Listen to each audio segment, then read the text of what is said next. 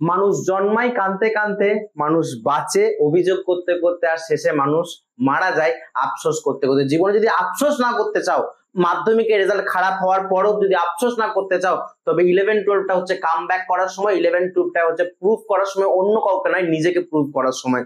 আজকের ভিডিও হচ্ছে introduction of taxation.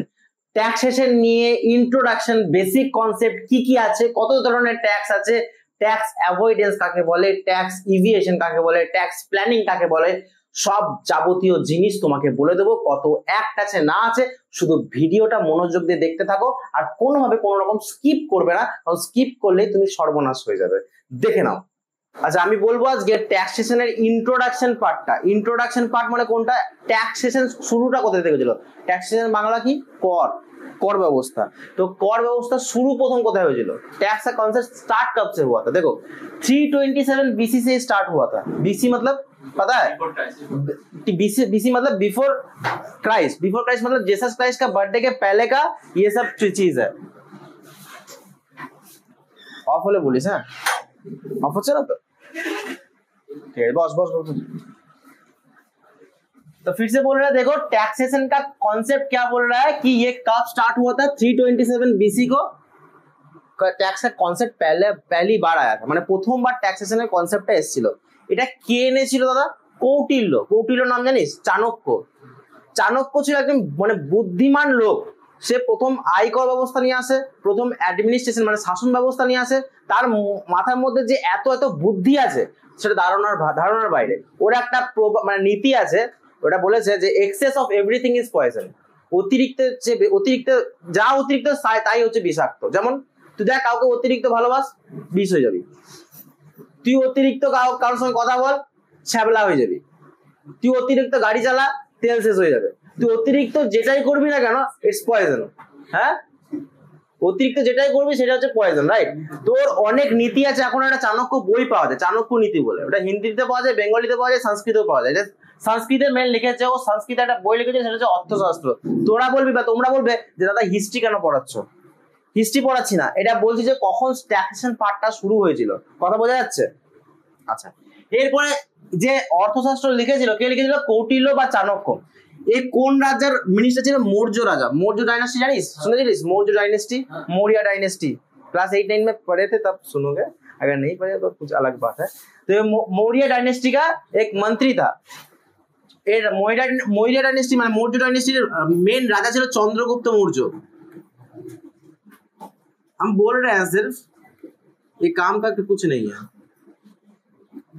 Chandragupta Maurya original রাজা ছিলেন এবং এর রাজার মন্ত্রী ছিলেন হচ্ছে কৌটিল্য বা চাণক্য। কথা বোঝা গেল না? গেল না? বেশ, তাহলে বুঝতে পারলাম যে ট্যাক্সেশন কনসেপ্টটা কত সালে এসেছিল, কে নিয়ে এসেছিল প্রথমে, কার রাজার অধীনে হয়েছিল। এরপরে দেখ, ট্যাক্সেশন কনসেপ্টটা আসার মূল মন্ত্র হচ্ছে যখন আমাদের ব্রিটিশরা সাম্রাজ্য চালাচ্ছিল আমাদের ভারতবর্ষে, তখন তাদের মধ্যে একটা মাথায় দিমাগ খেটেছিল যে কি ভারতবাসীদেরকে লুটতে হবে।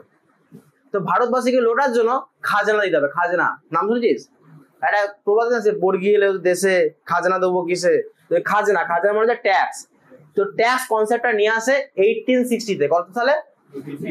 1860। ভেরি গুড, এগুলো নোটস করবি। হ্যাঁ, কারণ প্রথম যে তোমরা জানো ভালো করে যে প্রথম পার্টটা হচ্ছে এমসিকিউ পার্ট। প্রথম সেমিস্টারটাই হচ্ছে MCQ part. First 40 marks comes MCQ. Clear? তাহলে 1860-তে কে নিয়ে এসেছিল? Sir James Wilson.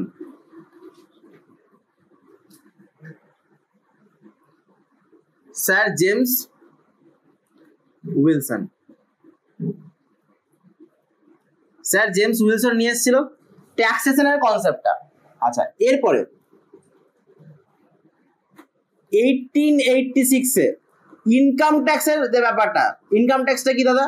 যার যত ইনকাম তার উপরে তাকে ট্যাক্স দিতে হবে। ধর আমার এক গাদা জমি আছে, মানে বিঘে বিঘে জমি আছে, তার মধ্যে একটা ইনকাম আমার আলাদা, এর 2 কাঠা জমি আছে বা 2 বিঘে জমি আছে, তাহলে এর ট্যাক্সটা আলাদা। যার যেরকম জমি, যার যেরকম সম্পত্তি, তাকে সেরকম ভাবে ট্যাক্স দিতে হবে। কথা বোঝা যাচ্ছে? তাহলে ইনকাম ট্যাক্স হচ্ছে 1886-এ প্রথম ইন্ট্রোডিউস করা হয়েছিল। ঠিক আছে? আচ্ছা, আমরা যেরকম গাড়িতে, বাইকে, 4 হুইলারে মডিফিকেশন করি তো। মডিফিকেশন কেন করি? যখন ওটা পুরনো হয়ে যায় বা ওটাকে দেখতে ভালো লাগে না, তখন আমরা ওটাকে মডিফিকেশন করি। তো সেরকমই 1886-এর পরে 1918-এ এটাকে মডিফিকেশন করা হয়। দেখতে পাচ্ছিস না? তাই দেখতে পাচ্ছিস না? 1918 এটা সরে যেত। 1918 এটাকে মডিফিকেশন করা হয়,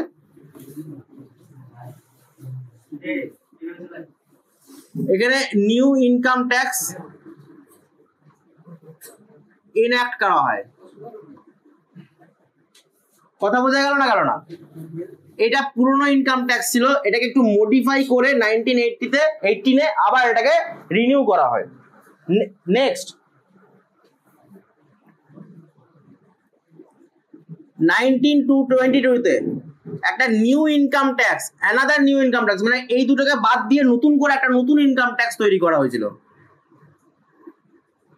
অ্যানাদার ইনকাম ট্যাক্স। যদি বলে তাহলে সেকেন্ড ইনকাম ট্যাক্সটা কবে তৈরি করা হয়েছিল, তাহলে বলবি সেকেন্ড ইনকাম ট্যাক্সটা 1922 এ তৈরি করা হয়েছিল, আর ফার্স্ট ইনকাম ট্যাক্স 1886 এ। এরপরে লাস্ট গল্পটা, লাস্ট মডিফিকেশন হয়েছিল বা লাস্ট নতুন করে আরেকটা হয়েছিল 1961, যেটা আমরা এখনো চলে। 1961 এর প্রবাদটা এখনো চলে। 1961 এ আরেকটা ইনকাম ট্যাক্স হয়েছিল, ইনকাম ট্যাক্স অ্যাক্ট 1961।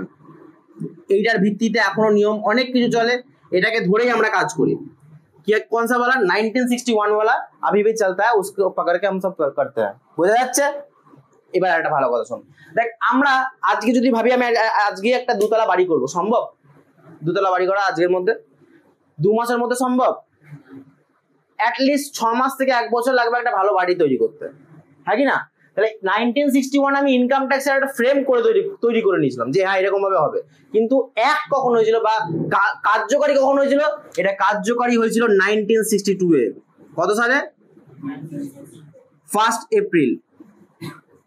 1 এপ্রিলে এটাকে কার্যকারী বা কাম ইনটু ফোর্স, মানে এটাকে কাজে লাগাতে শুরু করলো ইন্ডিয়ানসরা।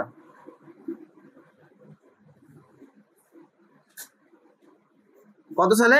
1962 1 এপ্রিলে। কথা বোঝা গেল? এর ভিত্তিতে কিন্তু আমরা আজকে অঙ্ক করব, এর ভিত্তিতে অনেক কিছু জানবো। 1961 এটা হচ্ছে মেন। কথা বোঝা গেল? তাহলে থার্ড যদি বলে তাহলে কোনটা? এইটা।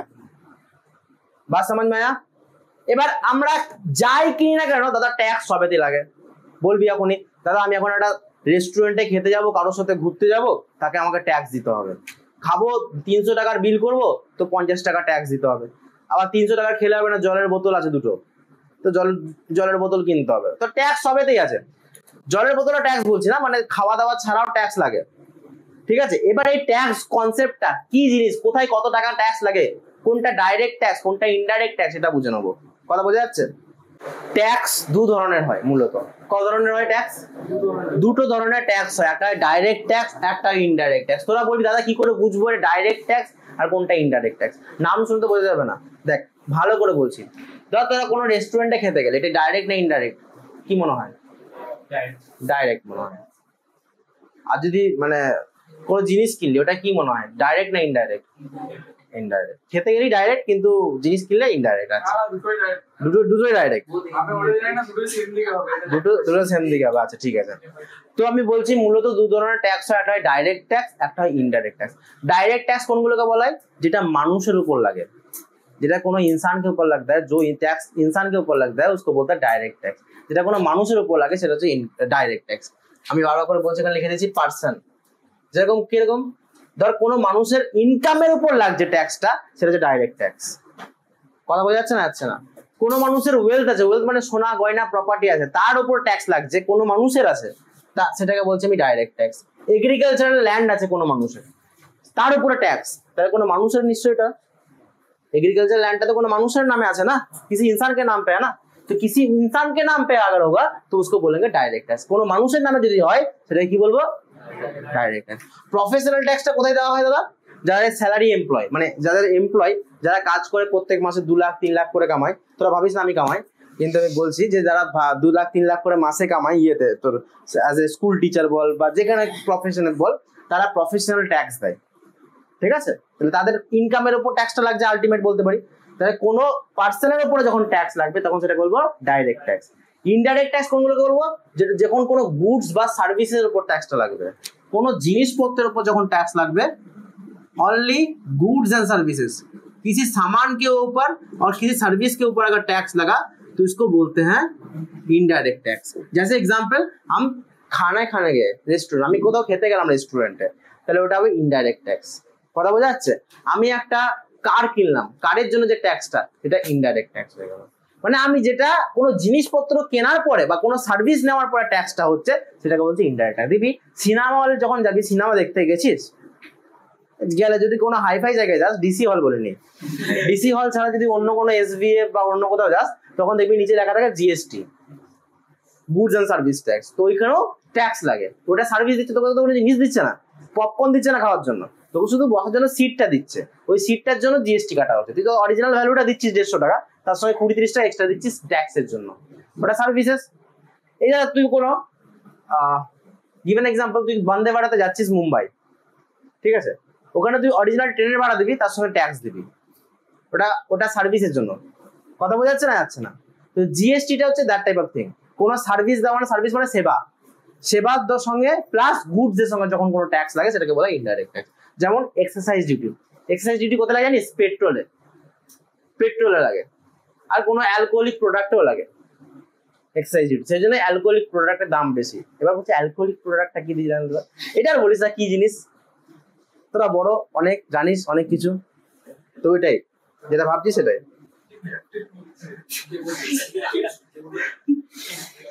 এই কাস্টম ডিউটি কোনটা? কাস্টম ডিউটি হচ্ছে কোনো জিনিস ম্যানুফ্যাকচারিং করছিস, এই ধর এখন প্রচলিত হচ্ছে নীল ড্রাম, अभी नील ड्राम बहुत चल रहा है बाजार में। এবার নীল ড্রাম ম্যানুফ্যাকচারিং করছিস, ম্যানুফ্যাকচারিং করতে গিয়ে যে যতগুলো প্রোডাকশন করবি তার উপর ট্যাক্স, যতগুলো নীল ড্রাম প্রোডাকশন করবি তত তার উপর ট্যাক্স। প্রথম কাস্টমার কে হবে? না আদিত্য, মিসেস আদিত্য মানে ইওর ওয়াইফ। আচ্ছা, এরপর আসছি এই যে এই কনসেপ্টটা তাকাও, এই আসতে GST, goods and service tax, এটা খুব রিসেন্টলি এসে 2017-তে, তোদের জন্মানোর অনেক পরে এসছে। 2017-তে জিএসটিটা ইমপ্লিমেন্ট হয়েছে আমাদের ইন্ডিয়াতে, ওটা পরে বোঝাবো, ওটা ক্লাস আছে, ওটা পরে বোঝাবো।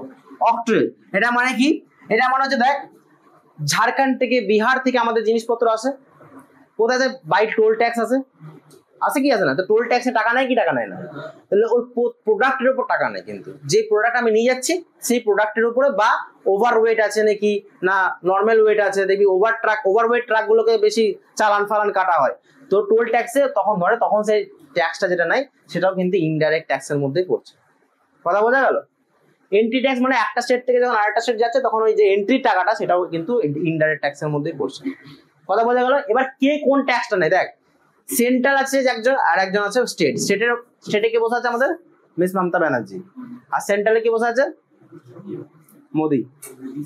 মোদি সরকার, ঠিক আছে। তো সেন্ট্রাল একটা নাই স্টেট, তো কোনটা স্টেট নাই কোনটা সেন্ট্রাল আমি গ্রিন পেনে ভালো করে দিয়েছি, ওটা তোমরা লিখে নেবে।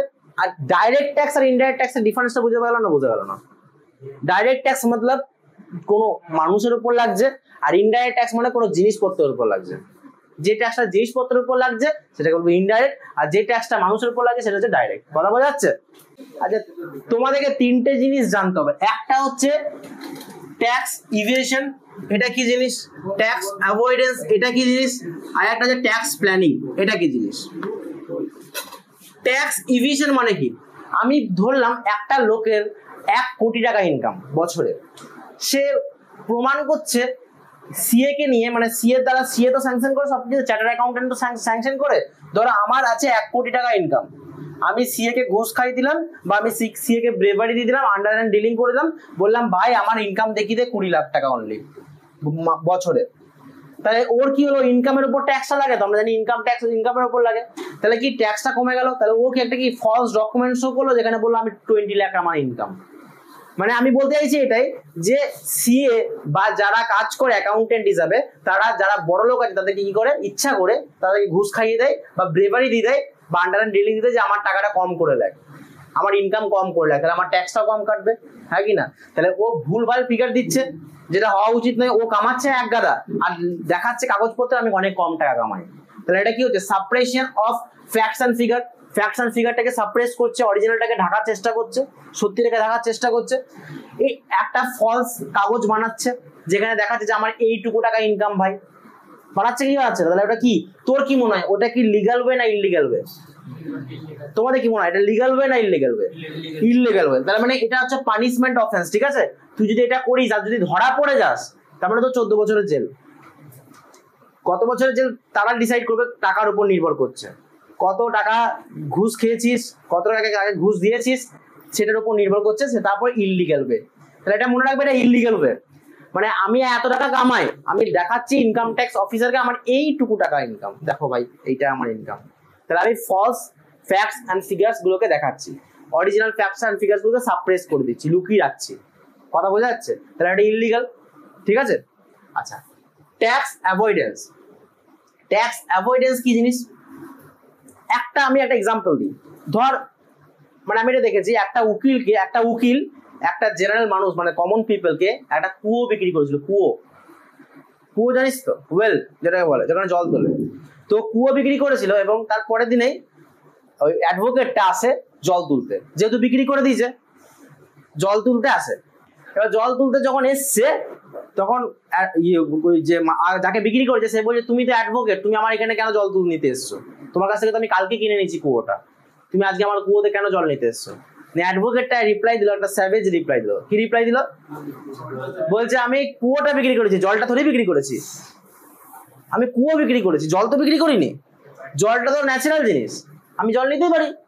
তার মানে কি, এটা একটা লুপ হোলস খোঁজা, উইকনেস খুঁজে ওখানে আঘাত করা। সেরকমই ট্যাক্সের লুপ হোলস থাকে। লুপ হোলস মানে তার উইক পয়েন্ট থাকে। যেরকম আমি এখনই বললাম যে কুয়োটা বিক্রি করেছে, জলটা থোড়ি বিক্রি করেছে। তো এরকম ট্যাক্সের কনসেপ্ট থাকে যে আমার ধর ইনকাম আছে 2 লাখ টাকা, আমি ওটা ভুল দেখাচ্ছি যে না আমার 2 লাখ টাকা নেই, আমি একটু কম ইনকাম করি, বা কোনো একটা ফ্যাক্টস এন্ড ফিগার্স করে লুপ হোলস খুঁজছি। লুপ হোলস মানে হচ্ছে ফাঁক খুঁজছি, ফাঁকটা খুঁজে ট্যাক্সটা কমানোর চেষ্টা করছি। এটা কিন্তু বুদ্ধি লাগবে, হ্যাঁ কি না? এটা ডেপথ নলেজ লাগবে লয়ের ব্যাপারে। ট্যাক্স লয়ের ব্যাপারে নলেজ না লাগলে তুই লুপ হোলসটা খুঁজতে পারবি না। যেমন অ্যাডভোকেটটা বললো আমি কুয়ো বিক্রি করেছি, জল তো বিক্রি করেছি। তাহলে ট্যাক্স প্ল্যানিং এটা শিখবো। ট্যাক্স প্ল্যানিং কি? দেখো, বিভিন্ন ধরনের এক্সামশন হয়। তোমরা বলবে এক্সামশন মানে কি দাদা? ছাড়। দেখো, ট্যাক্সের অনেক ছাড় হয়, সেই ছাড় অনুযায়ী আমি যদি প্ল্যানিং করি তাহলে সেটা হবে ট্যাক্স প্ল্যানিং। ধরে রাখো, আমি একটা কথা বলছি, ধরো আমার 12 লাখ টাকা ইনকাম। আমার এই 12 লাখ টাকা আমি একটা ব্যাংকে না রেখে আমি এটা 4-5টা ব্যাংকে ডিভাইড করে রেখে দিলাম। তাহলে কি হলো, আমার ট্যাক্সটা কম কাটবে। হয়তো ট্যাক্সটা কাটবে না, আমি একটা ভাইয়ের নামে অ্যাকাউন্ট খুললাম, আমার মায়ের নামে একটা অ্যাকাউন্ট খুললাম, আমার বাবার নামে একটা অ্যাকাউন্ট খুললাম, সেই অ্যাকাউন্টে বিভিন্ন টাকা আমি ডিপোজিট করে দিলাম। তাহলে আমি তাদেরকে 12 লাখ টাকা শোধ না দেখিয়ে সবার অ্যাকাউন্টে আমার ফ্যামিলিতে 2 লাখ 1 লাখ করে পাঠিয়ে দিলাম। তাহলে কি ট্যাক্সের ব্যাপারটা কাটবেই না, কারণ ইন্ডিভিজুয়াল পার্সনের উপরে তো ট্যাক্সটা কাটে না। তাহলে এইটা হচ্ছে এক্সাম্পশন বলো, রিবেটস বলো, কনসেশন বলো। তাহলে এইটা হচ্ছে ট্যাক্স প্ল্যানিং। এটা কি ইললিগ্যাল ওয়ে? তোমাদের কি মনে হচ্ছে? এটা অবশ্যই ইললিগ্যাল ওয়ে নয়, এটা লিগ্যাল ওয়ে। এটা মাথায় বুদ্ধি চাই আর পেটে বিদ্যা চাই, একদম এটা বাস্তব পথে তাছাড়া ট্যাক্স প্ল্যানিং হওয়া অসম্ভব ব্যাপার। তাহলে এই 3টে কনসেপ্ট হচ্ছে ট্যাক্স প্ল্যানিং, ট্যাক্স অ্যাভয়েডেন্স এবং ট্যাক্স ইভিশন। এই 3টে কনসেপ্ট যদি তোমার মাথার মধ্যে খুব ভালো করে ঢুকে যায় তাহলে বিশ্বাস করো ইন্ট্রোডাকশনটা তোমার কমপ্লিট, তোমার বেসিক পুরো কমপ্লিট। আশা করি তোমার ভিডিওটা ভালো লেগেছে। যদি ভালো লেগে থাকে দেখা হবে নেক্সট ভিডিও, কারণ তুমি আমাকে সাবস্ক্রাইব করে দিয়েছো, এটা আমার দীর্ঘ বিশ্বাস।